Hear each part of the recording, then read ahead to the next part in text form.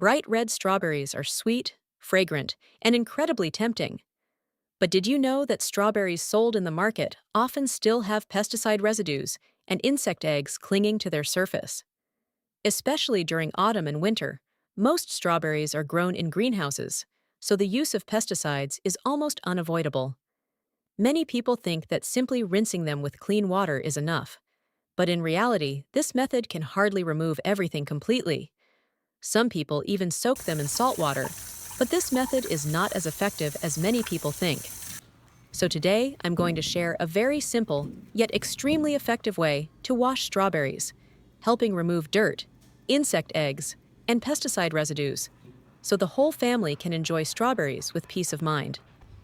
First, place the strawberries under running clean water to rinse off the larger particles of dirt. One thing to remember is not to remove the stems when washing strawberries. Strawberry plants grow close to the ground, and the fruit itself is soft and full of juice, so it is easily affected by bacteria and pests. These contaminants usually attach to the surface of the fruit. If you remove the stems before washing, bacteria and pesticide residues can easily seep into the inside of the fruit, causing deeper contamination. In addition, strawberries are very delicate, so you also need to pay attention to the strength of the water flow while washing them. Now, place the strawberries into a large bowl. Next, sprinkle 1 tablespoon of flour evenly over the strawberries. Then sprinkle 1 tablespoon baking soda. Add enough water to fully cover the strawberries. Although the surface of strawberries has tiny hairs and many seeds, they are not like fruits with protective peels. Their skin is actually very soft and delicate. Therefore, you should never scrub them hard. Otherwise, the skin can easily tear. Once the skin is damaged, harmful substances can seep into the fruit, the flesh will deteriorate, and the strawberries will not keep well. After washing them, you would have to eat them immediately, which can be quite wasteful. Another reason is that the surface of strawberries has many tiny pits, which easily trap dirt and bacteria, so there are often quite a lot of impurities hidden there. When flour is mixed into water and gently stirred, the flour particles create a slightly sticky surface that can pull away dirt and residues stuck on the strawberry surface. By gently stirring the strawberries in the bowl, these impurities will be loosened and washed away. Baking soda is an alkaline substance with strong cleaning ability. Meanwhile, many pesticides are slightly acidic. When they come into contact with baking soda, a chemical reaction can occur that helps break down pesticide residues. Using these two ingredients together helps clean the strawberries quickly and thoroughly, leaving almost no pesticide residue behind. After gently stirring for about 1 to 2 minutes, you will notice that the strawberries already look much brighter and fresher. Now, transfer the strawberries to another bowl. Where are you watching from? Please leave a comment to let me know. Add 1 tablespoon of salt. Then pour in clean water until the strawberries are fully submerged. And stir until the salt dissolves. Salt helps disinfect the surface and can kill insect eggs that may be attached to the strawberries. Soak the strawberries in the salt water for about 3 minutes. After soaking, rinse them again under clean running water. Remember to keep the water flow gentle to avoid damaging the delicate skin. It is also important not to use dish soap or chemical detergents to wash strawberries, because these chemicals can easily remain on the fruit and cause secondary contamination. Just look at them! Strawberries washed this way are incredibly clean, aren't they? Now you can enjoy them with complete peace of mind. Next, I'd like to share another very delicious way to enjoy strawberries. Place the strawberries on a cutting board and cut off the stems.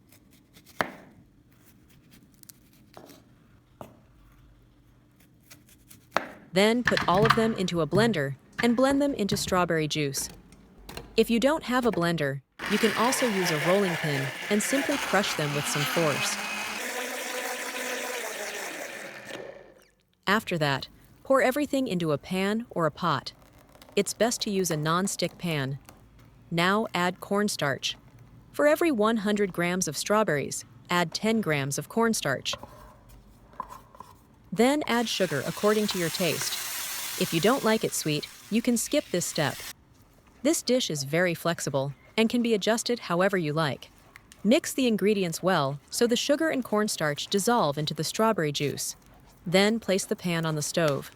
Turn the heat to high and stir continuously to prevent the cornstarch from settling at the bottom of the pan and possibly burning. Stirring constantly helps the mixture thicken evenly and become smooth. You'll notice that the mixture gradually starts to thicken. At this point, you will feel the mixture becoming heavier to stir. Then, reduce the heat to medium or low and stir faster at the same time. When the mixture becomes very thick, scoop some up with a spoon. If it flows down smoothly but does not break apart, it has reached the right consistency. Now you can turn off the heat and remove it from the stove. Prepare a tray or a small bowl and pour the strawberry mixture into it. Smooth the surface so it looks nicer. Then gently shake the container a few times so the mixture settles and becomes more compact. Now let it cool naturally at room temperature, or you can place it in the refrigerator to cool faster. Once it has cooled, let's take a look. It has completely set. Use your hands to gently loosen the edges of the mold so it's easier to remove. Wow, it's very soft and elastic, and the texture feels very smooth. This dish is both delicious and beautiful, and the method is very simple. Now just cut it into small bite-sized pieces. If you are serving it to children, you can spread some honey or syrup on top for extra sweetness. If you don't like sweet flavors, you can skip the sugar from the beginning and make a savory version instead. Since the dish itself doesn't have a very strong flavor, the main taste comes from the natural strawberry aroma. You can drizzle chili oil, add a little salt, soy sauce, and garlic sauce. The texture is soft, smooth, and elastic, and it melts in your mouth. It's truly delicious. The method is also very simple, so if you like it, give it a try. If you have many strawberries and can't finish them all, you can make strawberry jam to preserve them for a longer time. Take 500 grams of fresh strawberries, washed and with the stems removed. Cut them in half or into smaller pieces according to your preference, so they cook more easily and allow the sugar to absorb more evenly. During strawberry season, I usually make strawberry jam every week. It's very convenient to eat with bread, use in baking, or add to drinks. After cutting the strawberries, place them in a pot or a non-stick pan. A non-stick pan allows moisture to evaporate slowly, helps control the thickness better, and reduces the risk of burning. Add 200 to 250 grams of sugar. You can adjust the amount of sugar depending on your taste. Mix well so the sugar coats the strawberry pieces evenly. Now let the strawberries marinate with the sugar. This step is very important because it helps the sugar draw water out of the strawberries, creating a natural syrup and allowing the jam to thicken faster during cooking. The minimum marinating time is 1 to 2 hours, which is enough for the sugar to dissolve and for the strawberries to release some juice. Ideally, you should marinate them for 3 to 4 hours. For the best result, marinate them overnight or for 8 to 12 hours in the refrigerator. This allows the sugar to penetrate deeply into the strawberries, giving the jam a richer flavor and a more beautiful color. It also reduces the risk of burning during cooking and makes the jam easier to control. After the marinating time, you will see that the sugar has dissolved and formed a layer of red syrup. Place the pot on the stove and cook over medium heat, stirring occasionally. When the mixture begins to boil, reduce the heat and keep the temperature at around 104 to 105 degrees Celsius, 219 to 221 degrees Fahrenheit. At this temperature, enough water evaporates, and the sugar combines with the natural pectin in the strawberries to create a thick consistency.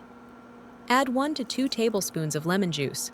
This helps enhance the flavor, maintain the bright red color, and helps the jam thicken more quickly. Continue cooking for about 20 to 25 minutes, and you will notice the mixture becoming thicker. At this point, the strawberries will be very soft.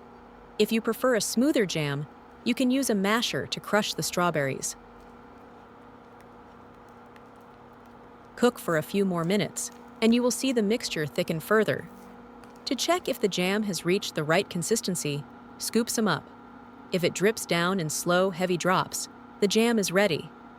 At this stage, the mixture should be thick but not overly stiff, with a deep red and glossy appearance. Now it's time to turn off the heat and let it cool. It's nice to know that we see each other all over the world.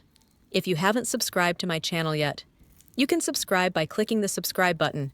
It's great to see your support. Once cooled, transfer the jam into a clean, dry glass jar with no traces of oil.